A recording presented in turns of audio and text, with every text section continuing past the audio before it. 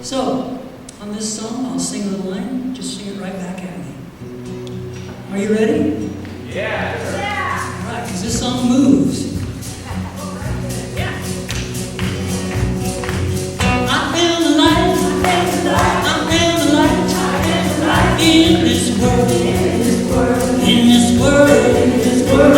the light, I am the light, in this world,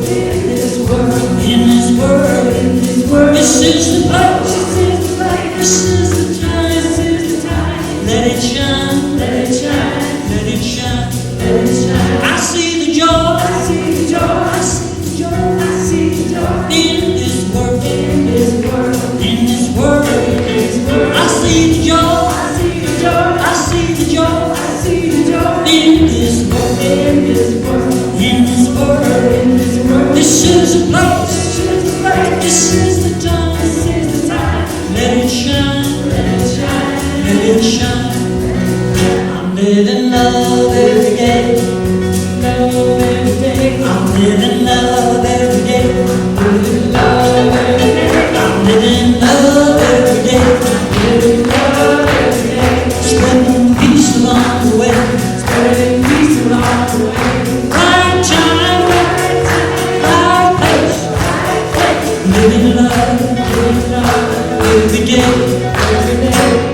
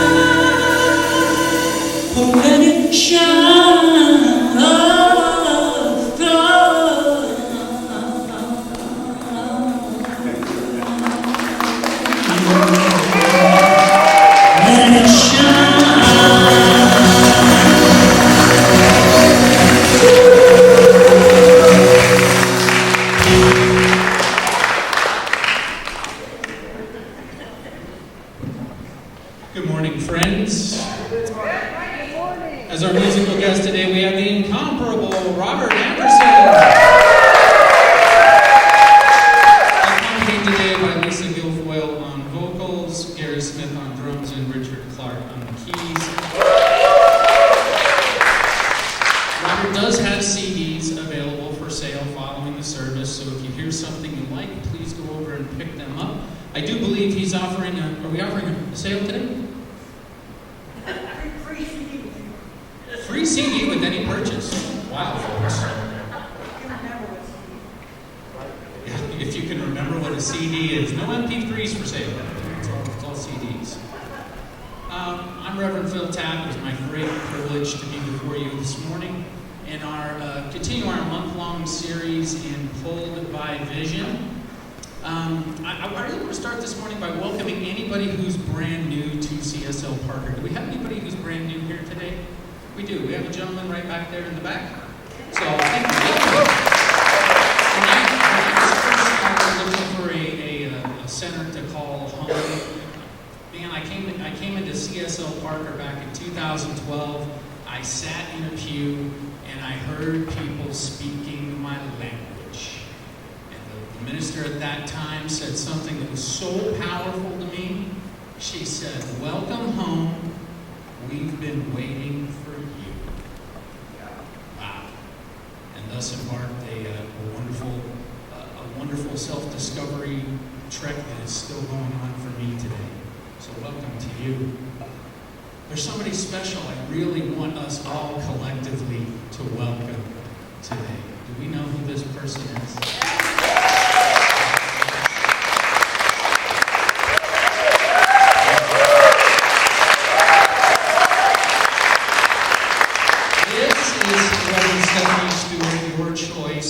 choice for our new senior minister here at CSL. Would you all like to welcome her home? Yeah. On the count of 3. 1, 2, 3. Welcome home.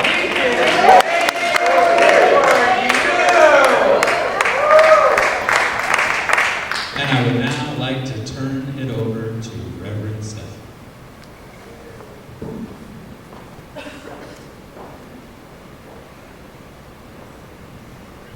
Thank you very much. I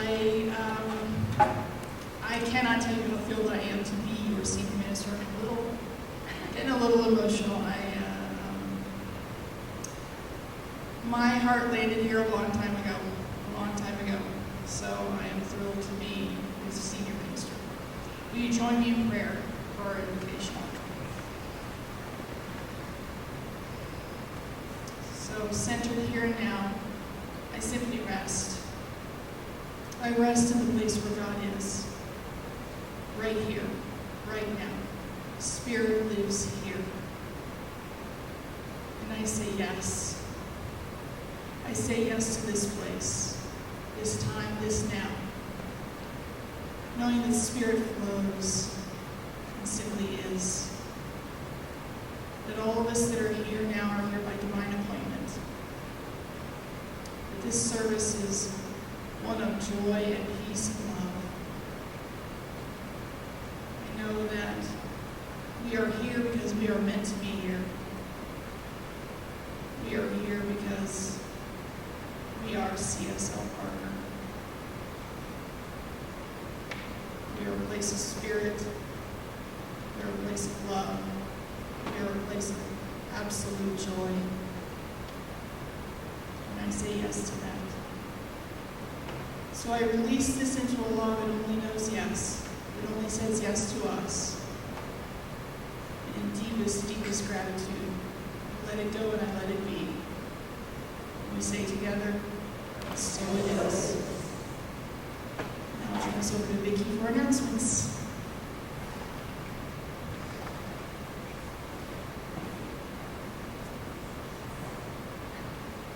Reverend Stephanie. Can you hear me? Okay.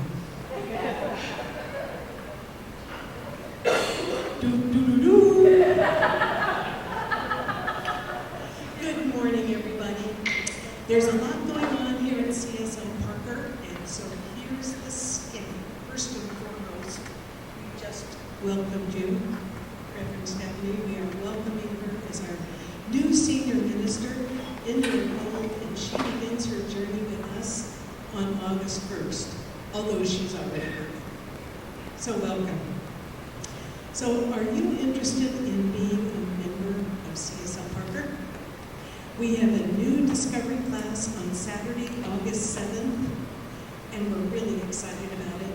It's facilitated by our own Reverend Phil, and it's for everybody. Anyone new to CSL Parker, anyone wanting to learn more about these new thought teachings. It's a requirement for membership. This Zoom class will be Saturday, August 7th from 9 a.m. to 11, and it's free. So no registration is necessary. Just use the Zoom link in the e-blast or see Reverend Phil for more information. And if you want to receive the e-blast and are not, there is a sign-up sheet on the back table. So go sign up. So next, let's get our calendars synced. On Sunday, August 8th, that's 2 weeks from today, we will have our annual picnic, and everyone is invited. We will head over to the Grange at noon after our in-person service. It's always so much fun. We will have pulled pork, wings, chicken, brisket, and vegan options all provided. So please see Kenny Johnson if you have any questions, and to let her know what kind of side dish you will be bringing. Hey Kenny, would you stand please? So see Kenny. And there's also a sign up for food, also on that back table. So the next thing I want to talk about is our first ever holistic expo that we at CSL Parker are hosting. It will be September 11th and 12th. Mark your calendars at the Deep Space Event Center on Pikes Peak Drive, right here in Parker. We are so excited to be hosting this event, and there will be all kinds of vendors. Reiki, tarot, wellness coaches, aromatherapy, massage, chiropractic, skincare, reflexology, and folks selling jewelry, soaps, candles, crystals, you name it. So there's sure to be an event that will bring folks in from all over and give lots of visibility to CSL Parker. So let's get the word out. Plan to be there. We do need volunteers to help set up, help the vendors get their items inside to their booths, etc. So there's lots of opportunities to help. Please do see Kim. Kim, would you stand up, please? And Ms. Kim, she's heading this up, and let her know how you can help with this first time ever event. So now let's sit back and relax and enjoy music and meditation.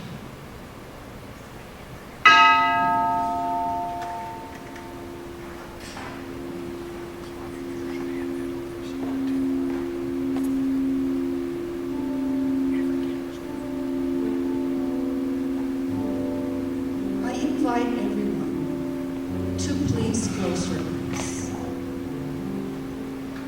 Sit comfortably and find a position that works really well for your body. Release all thoughts.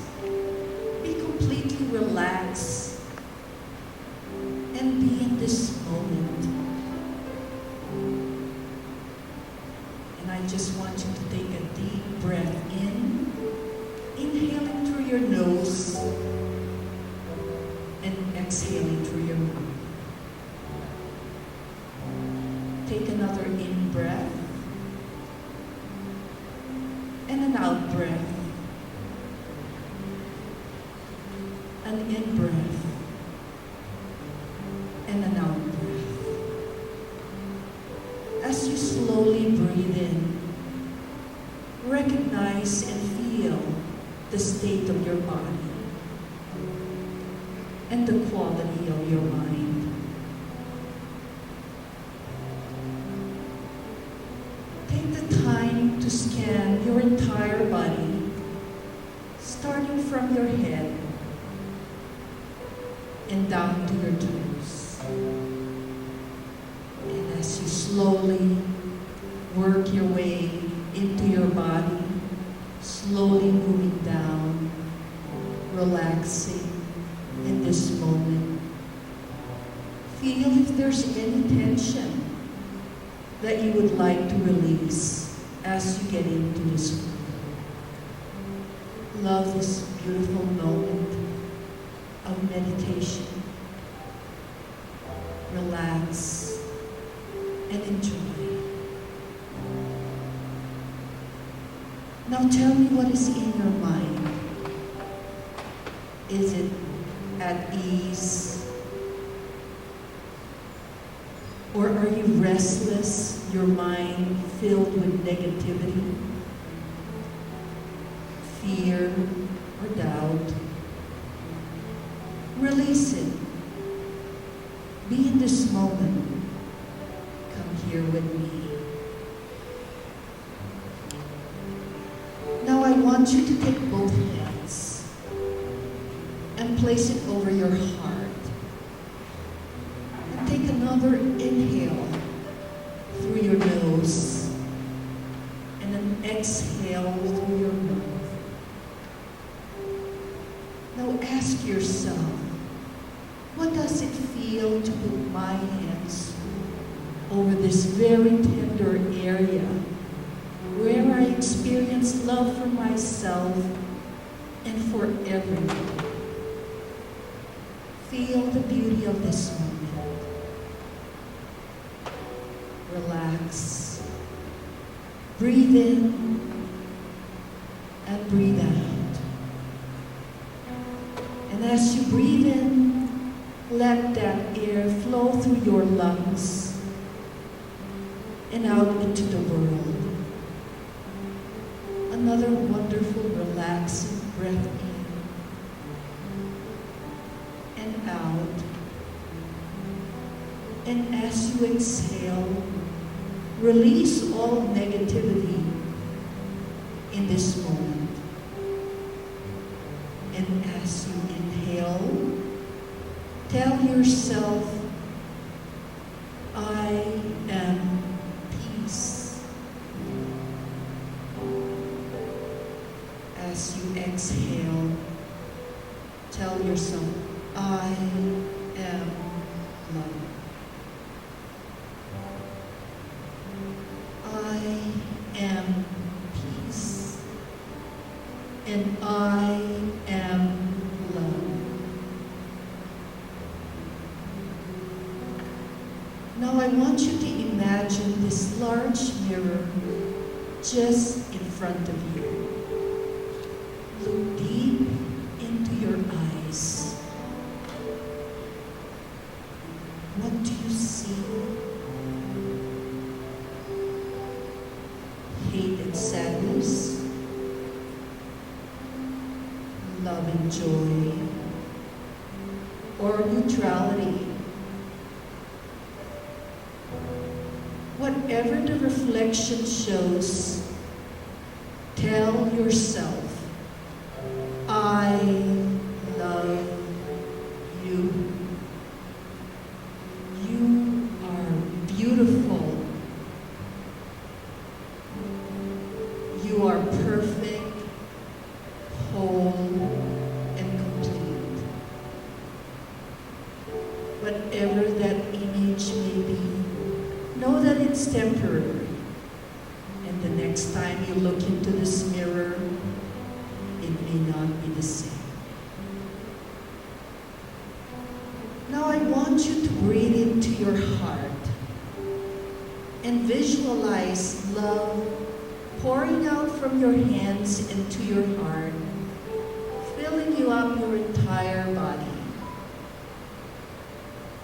Let that warmth permeate through every cell of your body and fill the joy and the love flowing through. Keep feeling these wonderful feelings, knowing that it is welling from within.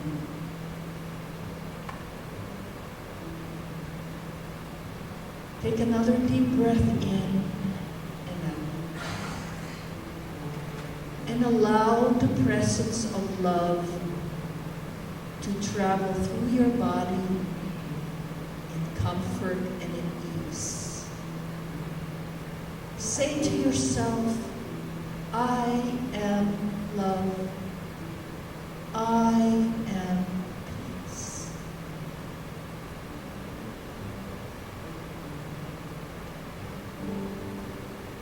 And when you are ready, take a few more mindful breaths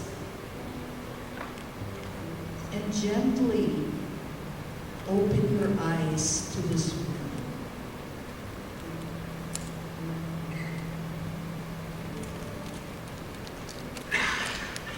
And so it is.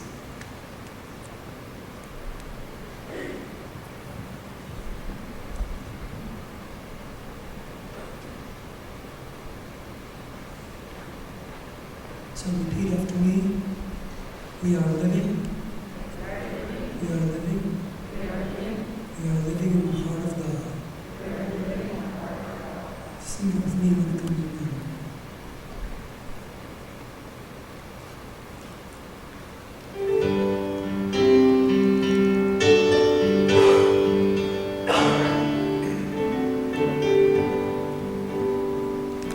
Nothing is ever lost, and we are not forgotten. We are living in the heart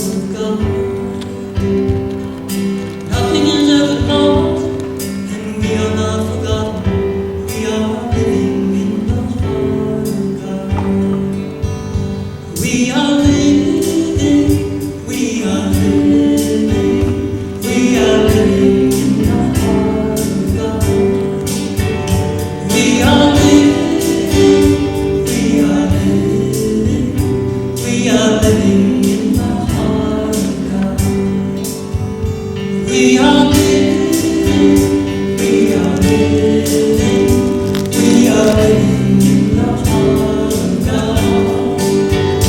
We are living, we are living, we are living in the heart of God.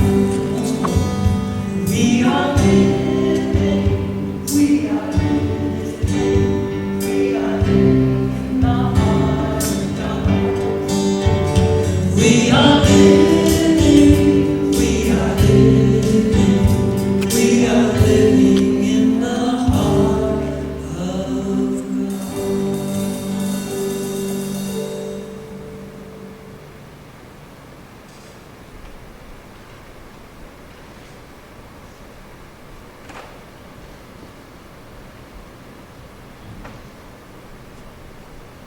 Good morning, guys.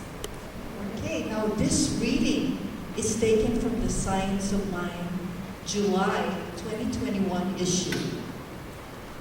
Until we awaken to the fact that we are one in the nature with God, we shall not find the way of life. Ernest Holmes, Science of Mind, page 145. In every person's life, a point of awakening occurs. Something to wake us up and cause us to realize that there is more going on in the life than just what meets the eye. It is the soul's appointment with destiny. As we awaken, we realize that there is quite a mess to clean up in our own lives. As we focus on healing our relationships and creating greater peace in our lives, we have a second awakening. We become conscious of the need to contribute something greater to the world than just being one person who got everything they wanted from life and lived comfortably. The second awakening is the soul's recognition that we are all one. When this happens, you have become a conscious co-creator, opening your life to a whole new destiny and purpose. God's only desire for your life is to give you all the good you can imagine. Your desire for a better life is God in you, waking up to what's possible for you. Your willingness to settle for less than what you really want God is God in you knowing its worth. Your dissatisfaction with old limited ways of thinking that would allow one group to have power and resources over another is God in you knowing that we're all one. Well, welcome to conscious living. Join others who are awakening. We have important work to do together, my friends.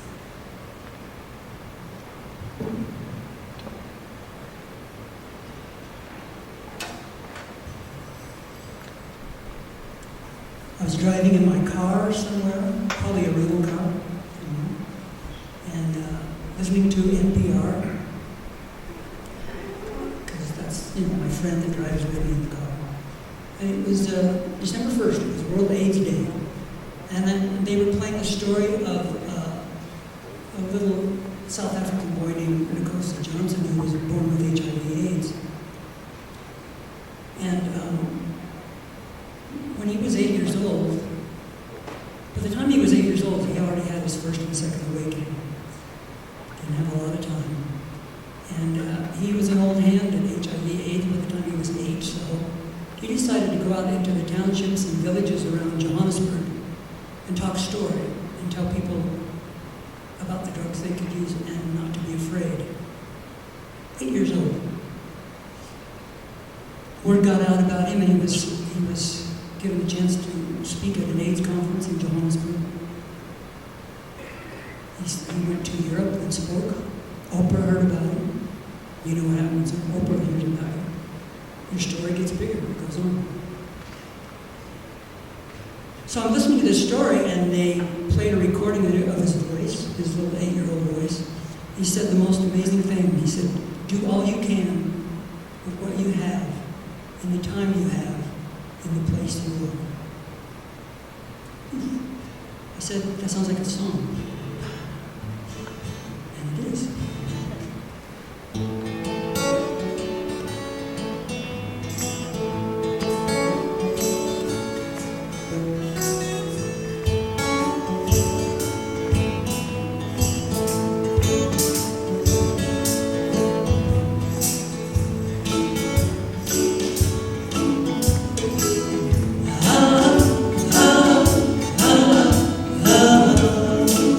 That's your part.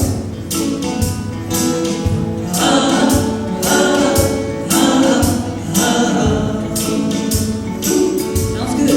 Once more.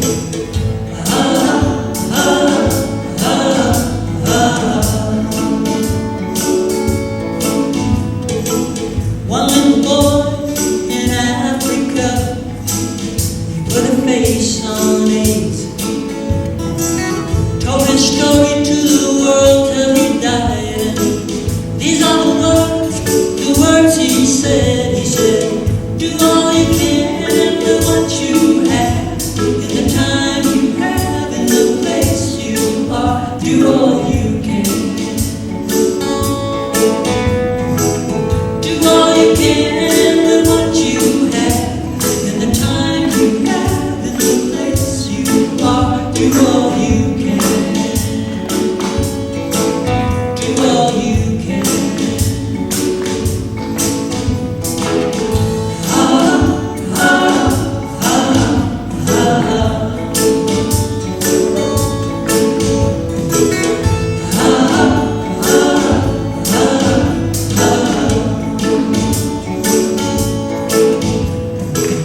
Holy Mother from India, helping the sick and the poor.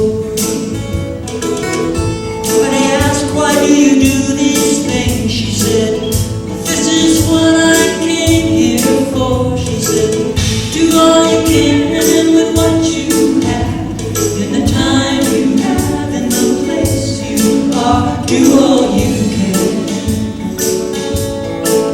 I said, do all you can with what you have, in the time you have, in the place you are. Do all you can.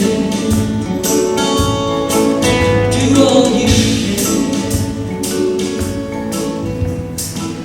This is a gift they gave to us to share wherever we go. Be the change you wish to see in this world, and now I understand what they wanted us to know. You can do all you can with what you have, in the time you have, in the place you are. Do all you can. Do all you can with what you have, in the time you have, in the place you are. Do all you can. One little boy in Africa, do all you can. Holy Mother from India, do all you can. Be the change you see in the world. Be all you can. Do all you can. Do all you can.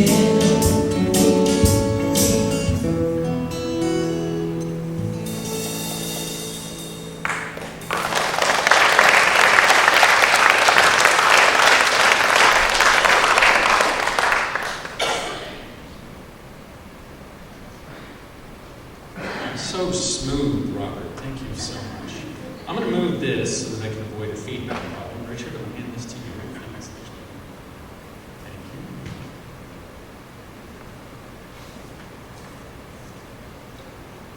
Thanks to our practitioner in service today, Shirley. Thank you so much. What a wonderful meditation. Well, here we are. I'm so grateful to be before you yet again today. This will be the last talk that I'm going to have the privilege of giving to you all for 6 months as we bond with our new senior minister. She's going to be on the pulpit for 6 straight months. So folks, show up. Let's be of support. See what she's got to say. Get connected. I mean, I'm excited about this process. I really am. So it's what we did with Reverend Rick when he was here as well, and we've experienced some great connection with that process. So we're going to bring that here this time too. So this month's theme has been Pulled by Vision, and the talk title that I would offer you today is could be many different things. I kind of went with this idea of the all-seeing eye, based upon because we do the talk titles well before we do any of the synopsis of what's actually going to go in the talk. So interestingly, it could be the all-seeing eye, or does everybody here remember Rocky and Bullwinkle? You remember how exactly, right? Where they would give you a couple of different titles of what it might be for the next thing. So for this, it could be the all-seeing eye. It could be the eyes have it. It could be the ins and outs of the creative process in the individual. Or do we live in a binary universe? So all of those are topics that are going to be enveloped a little bit in what I'm going to talk about today, which, as many of you are aware, when you put together something like this, you do some work and you drop a few things into the subconscious, and some wonderful things often happen, which you end up getting awakened at 3 a.m. the morning of the talk with new information that had absolutely nothing to do with the direction that you were really going to head. But I'm grateful for Spirit's guidance today. So we're going to start off with a little bit of a review. This month we had Reverend Dr. Barry Ebert talk to us at the beginning of the month. And it was a 4th of July talk that was based a little bit on some of the stuff that the Founding Fathers talked about. And also about freedom and responsibility. And the idea that there is a vision that was put down for our great nation, and that we are still working toward it. That we are still working toward that, but that vision is now actually, we're moving into a different area where the pain of that is changing, as Michael Bernard Beckwith would say. It's pain pushes until vision pulls. Dr. Ebert assured us that we're moving into a different direction. The following week, we had What is the Science of Mind from Reverend Stephanie Stewart, in which she gave us a primer and a study of what is love, what is law, and what is the outcome of the effect of the infinite. Last week, we had the great pleasure of hearing Carolyn Richardson, which I'd like to put around the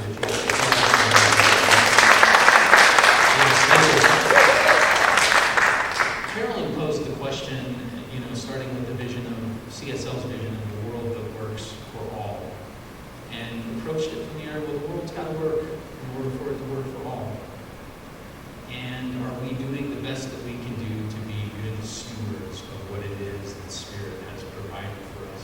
What that might look like. Not providing any specific answers, mind you, but doing this idea of where is it that we go to find those answers. And that's where we head within. So in doing these talks, a lot of times what happens is I'll sit there in meditation, and I make a brief note of what is known as a mind map. Does everyone here know what a mind map is? A mind map is kind of this process where one idea may lead to another idea that has all these branches off of this that may lead to another idea. But the whole thing is that it's all connected with the beginning thing in the middle of a virtual diagram, right? Now you can actually map it out on paper if you like, or you can map it out in your mind, which is kind of where I tend to do it. On this particular day, when I was given the title for this talk, I went from thinking about the all-seeing eye, I as in like individual, personhood, I am, And then I kind of went to this business of, well, what are the attributes of the divine? And it led me to another letter. It led me to O. It led me to O.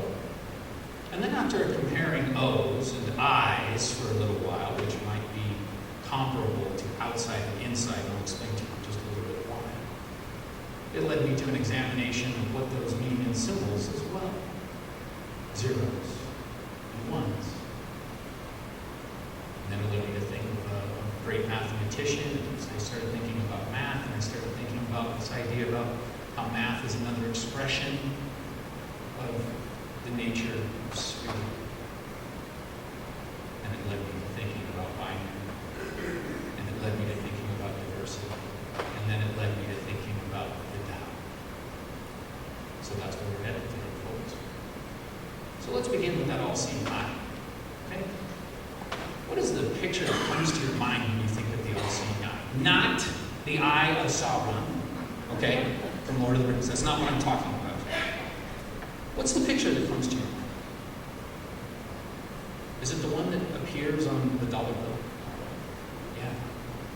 That's the one that comes to my mind as well, where there's a pyramid. And at the top of the pyramid, what do we have? We have that eye that is referred to as the all-seeingness of spirit. Well, it's sitting on top of the pyramid. What do we know about pyramids? Well, they're either scheme or structure. But if it's structure, what does that mean? It means that it's made up of something. And if what we're talking about is spirit, if what we're talking about is God, then the pyramid itself is made up of attributes of God. And where am I going with this is, let's harken back to New Thought history and Emma Curtis Hopkins, the teacher's teacher within New Thought. Emma operated off of 3 simple words that she used in meditation that helped her to learn to embody a greater sense of spirit. And what are those 3 words? Omnipotence, omnipresence, and omniscience. Omnipotence, omnipresence, and omniscience. All powerful,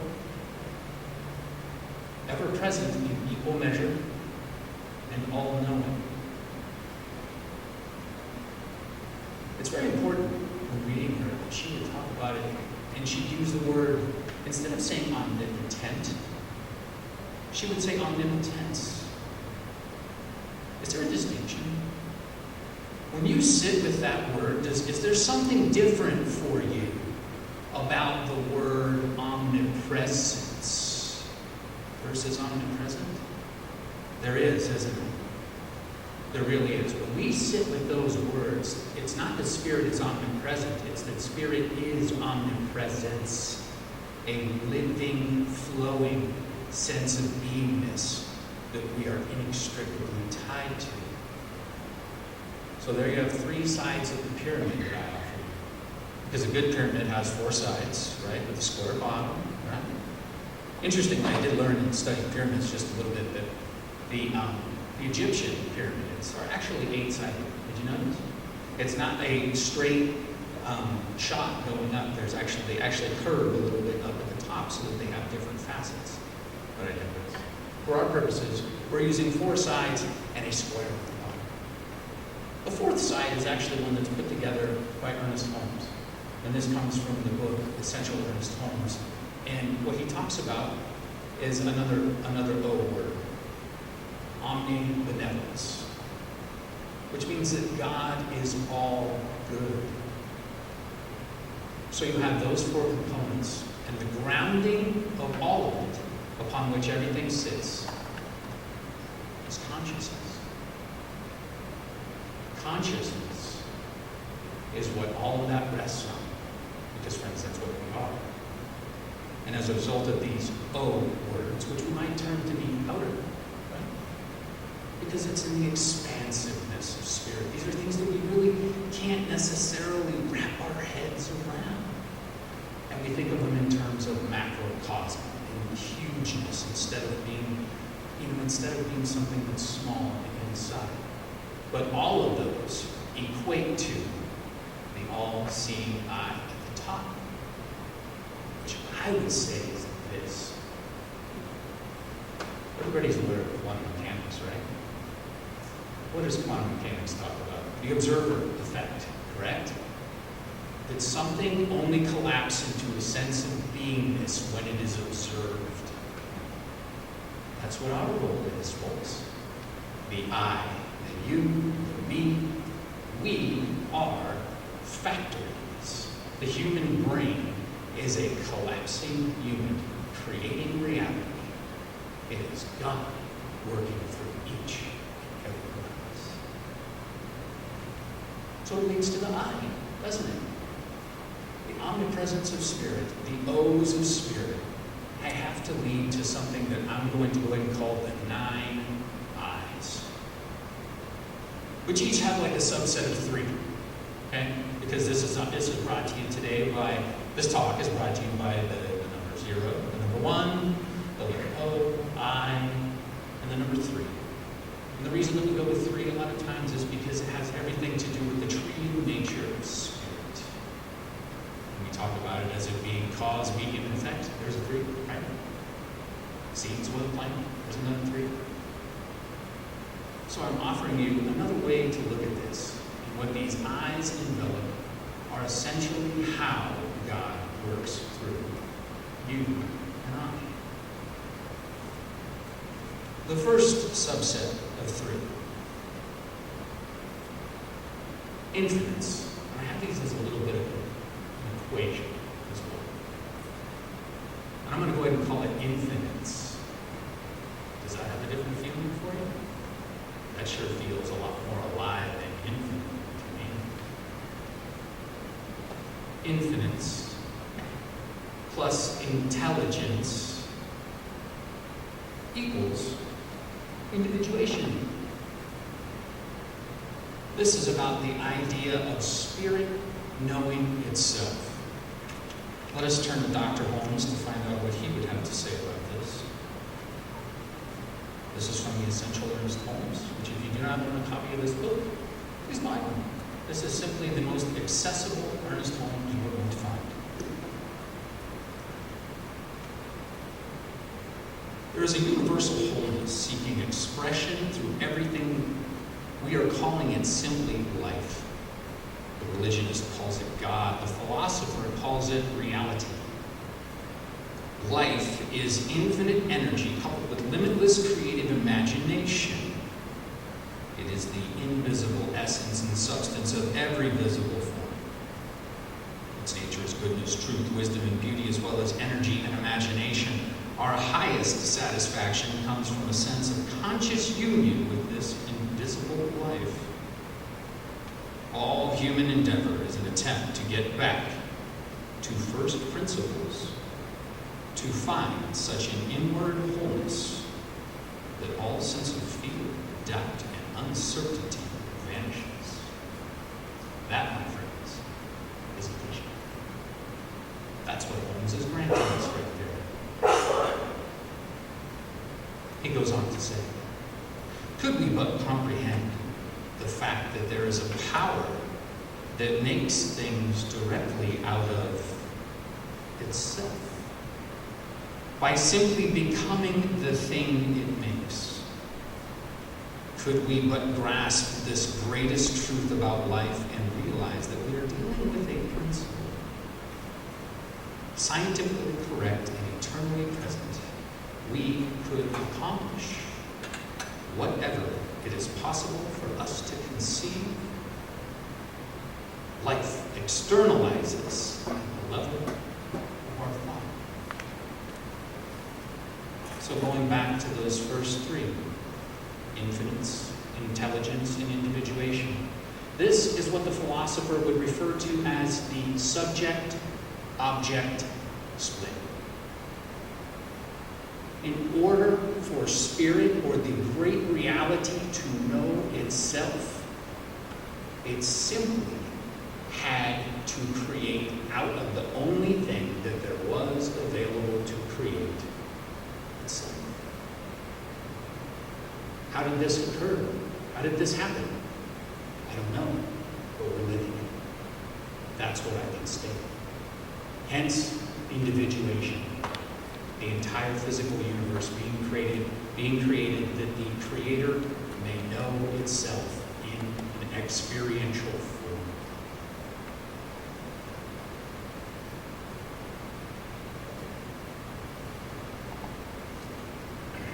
We come with some things as a result of that individuation. We are made in the image and likeness of God. We are made just like that which has created us. Which means that we come with another 3 I words attached. We come with instinct. Maybe not? Yeah. That's a lot of what Ernest was referring to when he talked about that vision that he had there. He was referring to the idea that our whole goal is to transmute any sort of fear, any sort of difficulty, and to do it from inside out. Instinct plus imagination, which is the divine faculty of creation within us. It's where visions come from, is it not? That is the divine working through you. We could harken it back to even think about a prehistoric caveman, right? Someone that was struggling during the Ice Age. Food's really hard to come by. It's really hard to stay. So he found someone that found a rock, had an idea. What if I get this rock, and what if I kill this animal, and then I can, I can climb up in its skin, and I can be all warm? Unless you have the first shot. That same kind of imaginative process is working in and through us all the time. It's really just a question of whether or not we're paying attention to these ideas of what if? What if? Reverend Stephanie's first talk that she gave us talked an awful lot about curiosity, didn't it? If we are able to maintain that kind of curious level and begin to ask ourselves bigger questions, we will get bigger answers. This equation, instinct plus imagination equals intuition. It ties us into answers that come through us as a result of the questions that we put out to the law. The greater that we can imagine and the greater that we can conceive, the greater questions we will ask and therefore cultivate that sense of a greater answer within each and every one of us.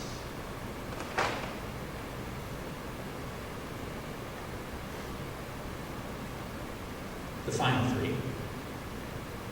Intuition should lead to a sense of inspiration.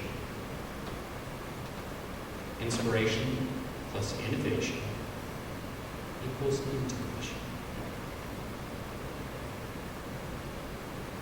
When we get these intuitive ideas, do you get fired up, folks?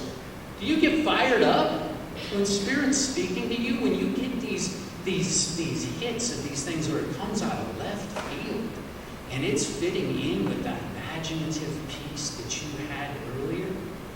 Man, I'll tell you what, you want to talk about something that stokes the fire. And then it becomes a self-fulfilling process that ends up feeding itself. That sense of inspiration leads to a larger mental equivalent inside us that simply must be expressed in a physical form. It has been well stated that things are created twice, once in mind and once in form. So when we have that mental equivalent, the outer embodiment simply has to come to pass. And what do I mean by innovation?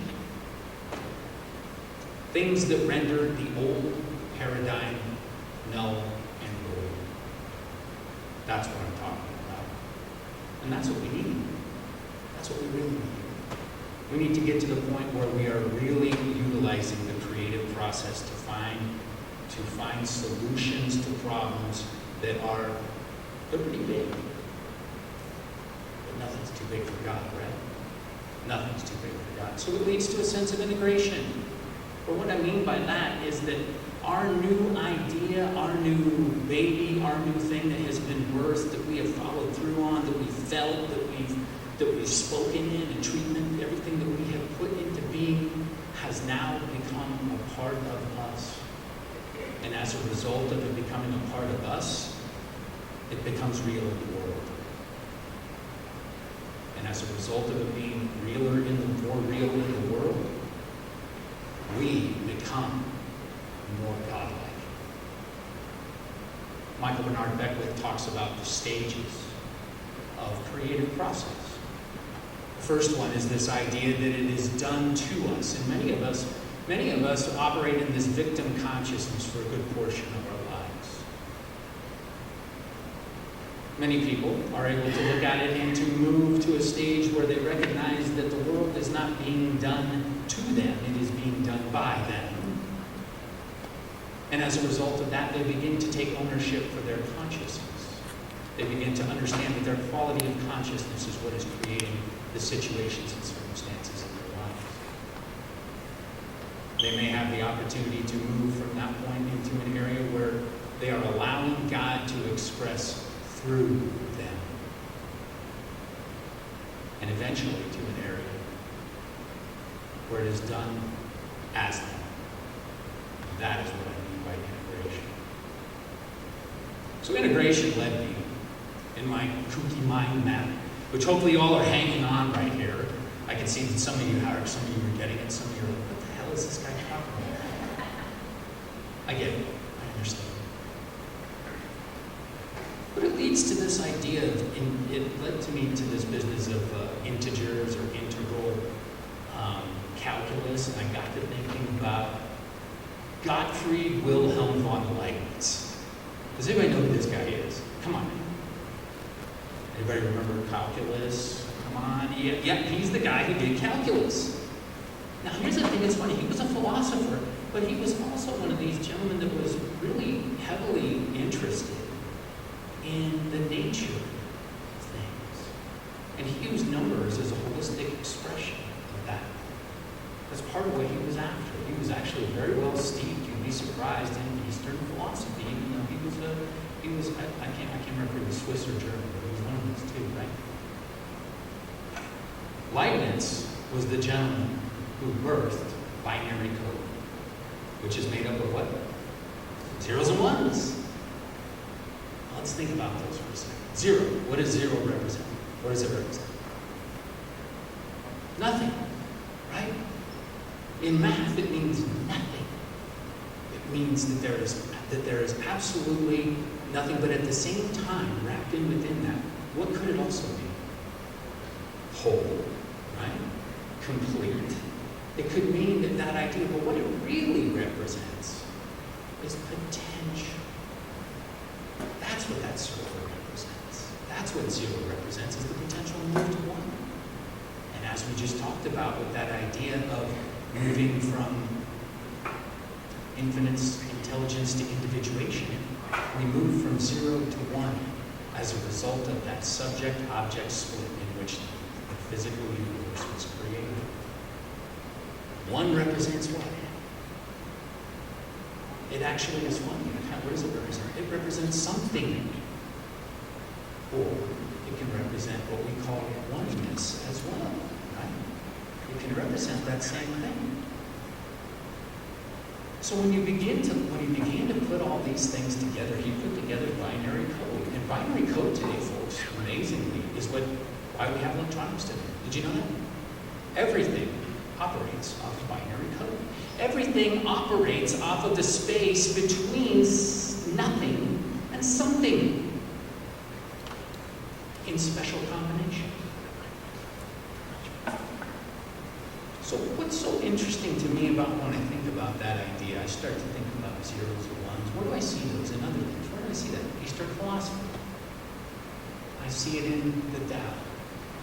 Do you see it? Do you see it in your mind? Imagine simple, right? It's a circle, right? What do we know about it? That it's got a dividing line in between. Now, that dividing line may not be straight, but imagine if it was, it might as well be one. Where the idea with that is that it is a demonstration of the subject-object spirit. It is a demonstration of not duality, but of the dual nature of man. We are human, but we are divine. It is our goal, friends, to incorporate that Tao, to walk that path. To walk that path between something and nothing, finding all the combinations of diversity that we can, just like binary code.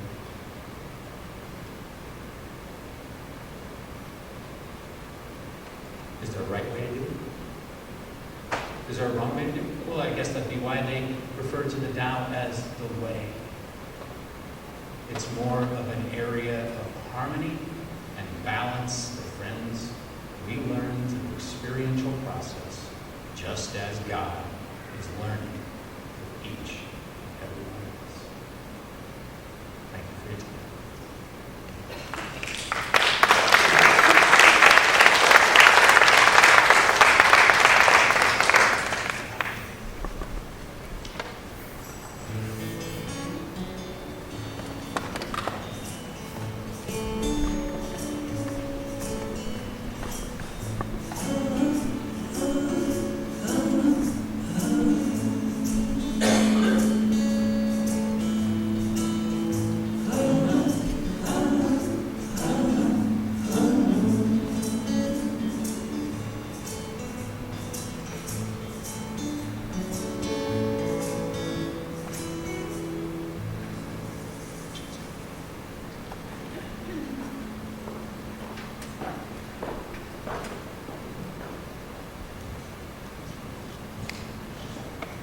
Thank you, Reverend Phil.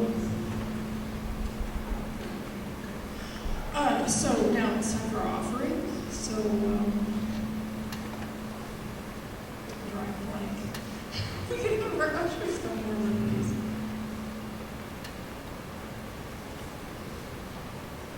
So if you will take your offering in your hand, or if you are like me,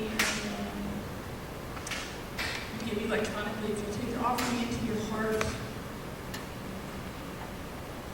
And again, if you'll just make some eye contact, maybe with someone near you. We're going to do a little bit of different, I know this is a little bit awkward, but again, it's just an affirmation that I really like. So if you'll affirm with me, I give this gift for you. I give this gift for me. Together we are community. Together we prosper. And so it is.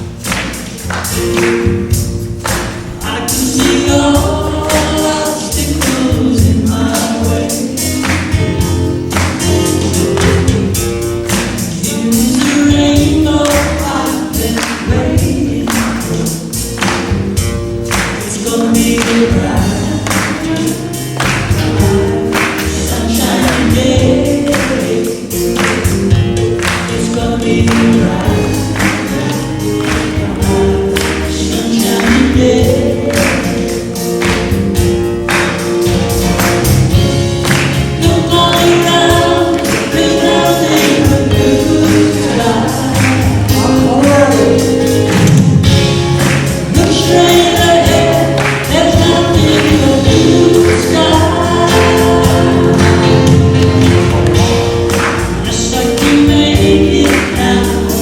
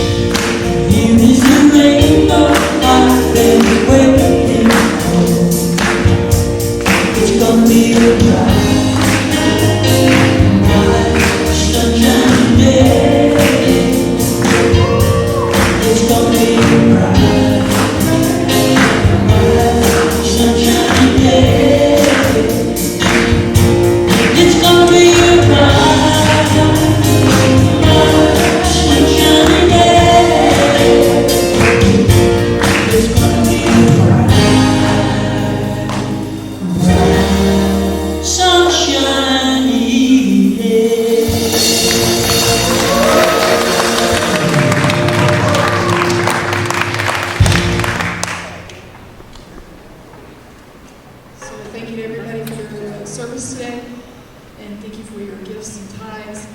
And so here now I bless these gifts and tithes, knowing that they go forth to do the good work that this center does. I know that they are a blessing and that we are each blessed by one another and by these gifts and tithes. And so it is. Again, thank you so much for choosing me as your senior minister. I want to ask right now, any ministers and any practitioners that today are willing to pray. If anybody who wants prayer, if you would please stand.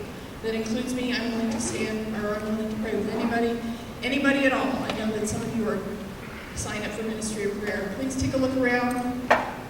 If you don't have to have a challenge in your life right now, if you have good things going on in your life and you just want more of it, take a look around these 5 folks, these 4 and me. We're willing to pray with you. Pick somebody out, find them after service, get you good, get your prayer on. Okay?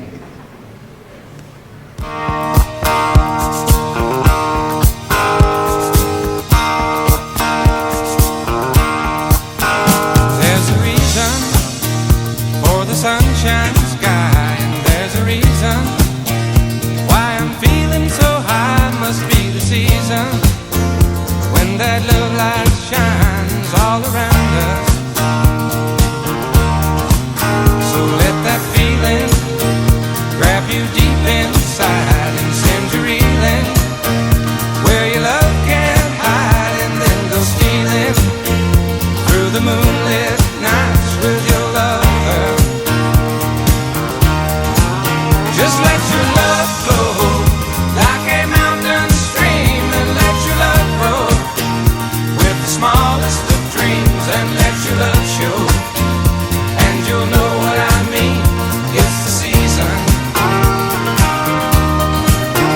Let your love fly like a bird on a wing, and let your love find you to all living things, and let your love shine, and you'll know what I mean. That's the reason. There's a reason for the warm, sweet nights, and there's a reason for the candle lights. Must be the season when those love lights shine all around us. So let that wonder take you into space and lay you under its loving embrace. Just feel the thunder as it warms your face. You can't hold back. Just let your love flow like a mountain stream, and let your love grow with the smallest of dreams, and let your love show,